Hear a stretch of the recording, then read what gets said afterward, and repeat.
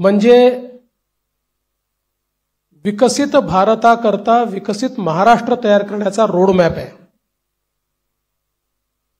मी आपल्याला आठवण करून देतो, 2014 साली आम्ही एक संकल्पपत्र जारी केलं होतं आणि 2019च्या निवडणुकीला सामोरं जाताना त्या संकल्पपत्रातल्या कुठल्या कुठल्या गोष्टी आम्ही पूर्ण केल्या या संदर्भात एक रिपोर्ट कार्ड देखील दिलं होतं। त्यामुळे भारतीय जनता पार्टी करता किंवा महायुती करता संकल्पपत्र म्हणजे केवळ कागदाचं डॉक्युमेंट नाहीये, तर त्या दिशेने पूर्ण ताकदीने काम करण्याकरता एक अतिशय पवित्र अशा प्रकारचं हे डॉक्युमेंट आहे। आणि मला याची कल्पना आहे, आज 12 वाजता एक स्थगिती पत्र देखील जारी होणार आहे। या महाराष्ट्रामध्ये ज्यांना केवळ चालणाऱ्या प्रोजेक्ट्सला स्थगिती देण्यामध्ये रस आहे अशा लोकांचं एक पत्र 12 वाजता या ठिकाणी येणार आहे। पण मी एकच गोष्ट सांगू इच्छितो, महाराष्ट्रातल्या जनतेचा विश्वास हा निश्चितपणे महायुतीवर आहे, भारतीय जनता पक्षावर आहे। आजचं जे संकल्पपत्र आहे याच्यामध्ये अनेक गोष्टी आहेत, पण ज्या 25 गोष्टी आम्ही हायलाइट केलेल्या आहेत या 25 गोष्टींमध्ये 10 गोष्टी, आमचे पहिले 10 मुद्दे हे जो आम्ही महायुतीचा 10 कलमी कार्यक्रम म्हणून घोषित केला तेच 10 मुद्दे आमचे असणार आहेत। त्याच्यामध्ये लाडक्या बहिणींना पुढच्या काळामध्ये 1500च्या ऐवजी 2100 रुपये देण्याचा आमचा संकल्प आहे। शेतकऱ्यांची कर्जमाफी करण्याचा आमचा संकल्प आहे, कारण शेतकऱ्यांना आम्ही ऑलरेडी मोफत वीज दिलेली आहे, पण शेतकऱ्यांची कर्जमाफी आम्ही करतो आहोत। आणि त्यासोबत आम्ही भावांतर योजना आणतो आहोत, म्हणजे हमी भावापेक्षा जर कमी भावामध्ये मार्केटची खरेदी सुरू झाली तर हमी भावाने खरेदी तर करूच, पण ज्या ठिकाणी हमी भावाने खरेदी होणार नाही त्या ठिकाणी भावांतर योजना राबवून जो काही मधला डिफरन्स आहे तो थेट शेतकऱ्याच्या खात्यामध्ये टाकण्याचा निर्णय आम्ही घेतलेला आहे। आणि हे आम्ही मागच्या वर्षी देखील करून दाखवलं। आपल्याला कल्पना आहे की आंतरराष्ट्रीय बाजारपेठेमुळे कापूस आणि सोयाबीनचे भाव पडल्यानंतर आम्ही लोकसभेपूर्वी निर्णय घेतला होता की भावांतर योजनेतून आम्ही पैसे देऊ। आचारसंहिता संपल्याबरोबर ते पैसे थेट शेतकऱ्यांच्या खात्यामध्ये आम्ही दिले आहेत। आम्ही या ठिकाणी प्रत्येक गरीबाला अन्न आणि निवाऱ्याचा हक्क हा देण्याचा निर्णय घेतलेला आहे। आणि जी वृद्ध पेन्शन योजना आपण चालवतो ज्याच्यामध्ये 1500 रुपये आपण देतो, ते 1500 रुपयावरनं 2100 रुपये आपण करण्याचं ठरवलंय। किंबहुना अशा प्रकारच्या सहाय्यतेच्या जेवढ्या योजना आहेत, मागच्या काळामध्ये महायुतीच्या सरकारने 1500 रुपये केले होते, ते 1500 रुपयाचे 2100 रुपये आता पुन्हा महायुतीचं सरकार आल्यानंतर आम्ही त्या ठिकाणी करणार आहोत। यासोबत ज्या जीवनावश्यक वस्तू आहेत त्यांचे भाव स्थिर ठेवण्याकरता आम्ही त्या ठिकाणी मार्केट इंटरव्हेन्शन करणार आहोत। येत्या काळामध्ये 25 लाख रोजगाराची निर्मिती ही महाराष्ट्रामध्ये करण्याचं लक्ष्य आम्ही ठेवलंय।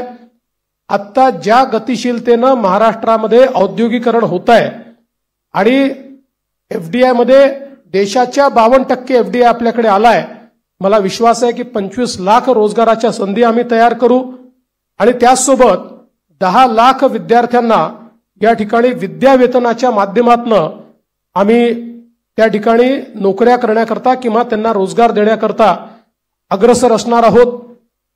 दुसरं, मागच्या 2.5 वर्षामध्ये आम्ही सरकारी नोकऱ्यांवरचा सगळा निर्बंध हटवून जवळपास 1 लाखपेक्षा जास्त, आम्ही 75,000 घोषणा केली होती, पण 1 लाखपेक्षा जास्त नोकऱ्या या सरकारी क्षेत्रामध्ये त्या ठिकाणी दिलेल्या आहेत आणि यासोबत आमचा प्रयत्न आहे की जो गरीब किंवा मध्यमवर्गीय आहे याला सौर आणि अक्षय ऊर्जेचा वापर करून त्याच्या वीज बिलामध्ये 30% सूट हे आम्ही त्याला देण्याचा प्रयत्न करणार आहोत। त्यासोबत सरकार स्थापनेच्या 100 दिवसामध्ये विजन महाराष्ट्र 2029 अशा प्रकारचं एक विजन डॉक्युमेंट हे आम्ही तयार करू। विज्ञान आणि तंत्रज्ञानाच्या क्षेत्रात आम्ही महाराष्ट्राला पहिल्या क्रमांकावर कसं ठेवायचं हा आमचा प्रयत्न असेल। मेक इन महाराष्ट्राचं जे धोरण आहे ते अधिक प्रभावीपणे राबवून याला मोस्ट प्रेफर्ड डेस्टिनेशन अशा प्रकारची परिस्थिती आम्ही तयार करू। महाराष्ट्राला फिनटेक आणि एआय याचा हब म्हणून आम्ही तयार करू। फिनटेक आणि एआय मध्ये सर्वात जास्त पुढच्या काळामध्ये रोजगाराची निर्मिती होणार आहे आणि त्याचं सर्वात मोठं केंद्र हे महाराष्ट्र असेल। यासोबत एरोनॉटिकल आणि स्पेस या क्षेत्रामध्ये उत्पादनाच्या संधी आहेत, त्या संदर्भात आमचं सरकार काम करेल। आम्ही असं ठरवलंय की शेतकरी या ठिकाणी जे काही खत खरेदी करतात त्याच्यावर जो एसजीएसटी आम्हाला मिळतो तो एसजीएसटी आम्ही शेतकऱ्यांना परत करणार आहोत। त्यासोबत आम्ही शेतकऱ्यांकरता मोठ्या प्रमाणात जी मूल्य साखळी आहे ती मूल्य साखळी तयार करण्याचा आमचा प्रयत्न असणार आहे जेणेकरून शेतमालाला त्या ठिकाणी मोठ्या प्रमाणात भाव मिळेल। 2027 पर्यंत आता महाराष्ट्रामध्ये 11 लाख लखपती निधी आम्ही तयार केलेले आहेत। 2027 पर्यंत 50 लाख लखपती निधी या महाराष्ट्रामध्ये तयार करण्याचा आमचा संकल्प आहे। अक्षय अन्न योजना ही गरिबांकरता सुरू करण्याचा आमचा संकल्प आहे आणि या ठिकाणी महारथी म्हणजे Maharashtra advance robotic and AI training hub initiative या नावानं मोठ्या प्रमाणात लॅब्स आम्ही तयार करणार आहोत ज्यातनं या क्षेत्रातली ट्रेन मॅनपॉवर ही आपल्या कॉलेजेसमध्ये आणि शाळेमध्ये सुरू होईल आणि पुढच्या काळात ती पूर्णपणे तयार असेल। महाराष्ट्रामध्ये कौशल्य जनगणना आम्ही करणार आहोत, स्किल सेन्सस, आणि त्या स्किल सेन्ससच्या आधारावर वेगवेगळ्या सेक्टरमध्ये कुठे इंटरव्हेन्शन करण्याची गरज आहे आणि कशा प्रकारे त्या स्किलचा वापर करण्याची गरज आहे याचा प्रयत्न आम्ही करणार आहोत। यासोबत छत्रपती शिवाजी महाराज आकांक्षा केंद्र हे आम्ही तयार करणार आहोत ज्याच्यामध्ये कोवर्किंग स्पेसेस असतील, इन्क्युबेशनच्या सुविधा असतील, ज्यातनं स्टार्टअप्समध्ये मोठ्या प्रमाणात विद्यार्थी असो किंवा स्टार्टअप करणारे जे नवीन नवतरुण असतील या सगळ्यांना एकत्रितपणे शेअर्ड पद्धतीनं सगळ्या प्रकारच्या प्लग अँड प्लेच्या सुविधा आम्ही देऊ। त्यांना इन्व्हेस्टमेंट न करता आपला व्यवसाय हा त्या ठिकाणी सुरू करता येईल। उद्योजकांना देखील नवीन उद्योजक तयार करण्याकरता 15 लाखापर्यंत बिनव्याजी कर्ज हे देण्याचा आमचा प्रयत्न आहे। आमचे जे विविध महामंडळ आम्ही तयार केलेले आहेत विविध घटकांकरता त्यांना हे बिनव्याजी कर्ज 15 लाखापर्यंत देण्याचा आमचा निर्णय। यासोबत ओबीसी असतील, ईबीसी असतील, ईडब्ल्यू असतील, एनटी असतील, व्हीजेएनटी असतील आणि अर्थातच एससी आणि एसटी असतील या सगळ्यांना शिक्षण शुल्क आणि परीक्षा शुल्काची प्रतिपूर्ती करायची हा निर्णय देखील या ठिकाणी आम्ही घेतलेला आहे।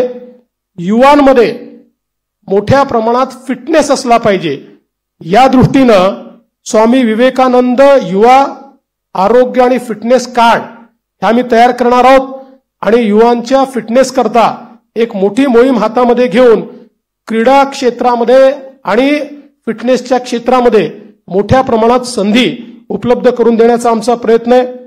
गडकिल्ल्यांच्या विकासाकरता प्राधिकरण हे तयार करण्याचा आमचा मानस आहे।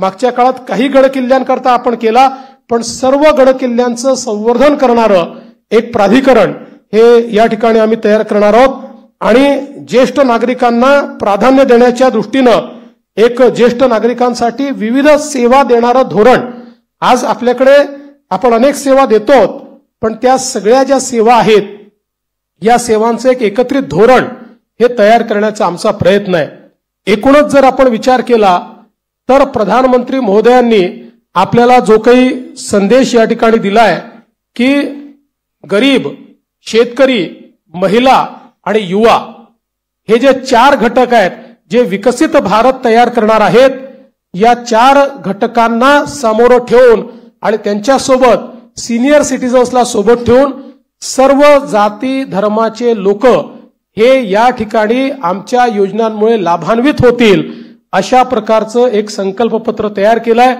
जे मूळ आमचं डॉक्युमेंट आहे याच्यामध्ये सगळ्या क्षेत्रांचा रोडमॅप देखील आम्ही दिलेला आहे.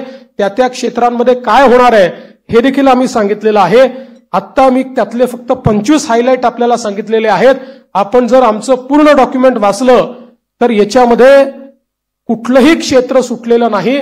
सगळ्या क्षेत्रामध्ये विकसित भारताचा रोडमॅप हा आम्ही मांडलेला आहे. विकसित महाराष्ट्राचा रोडमॅप मांडलेला आहे.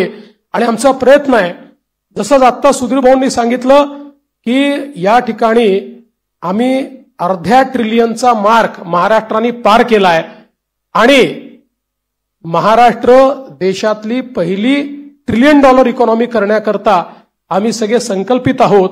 या दृष्टीनं ह्या संकल्पपत्र आम्ही तयार केलाय. हे संकल्पपत्र तयार करण्याकरता सन्माननीय सुधीरभाऊ मुनगंटीवार आणि विनयजी सहस्त्रबुद्धे यांच्यासोबत ज्या टीमने काम केलं त्या टीमचं मी मनापासून आभार मानतो. खूप जवळपास महिने, 1.5 महिने, 2 महिने एक मोठी प्रक्रिया राबवून त्यांनी या ठिकाणी हे संकल्पपत्र केलेलं आहे. आणि 2029च्या निवडणुकीला जेव्हा सामोरे जाऊ त्यावेळी या संकल्पपत्रासोबत एक रिपोर्ट आम्ही देऊ की या संकल्पपत्रात काय सांगितलं होतं आणि आम्ही काय काय पूर्ण केलं, अशा प्रकारचा रिपोर्ट देखील आम्ही आपल्या समोर ठेवू. खूप खूप धन्यवाद.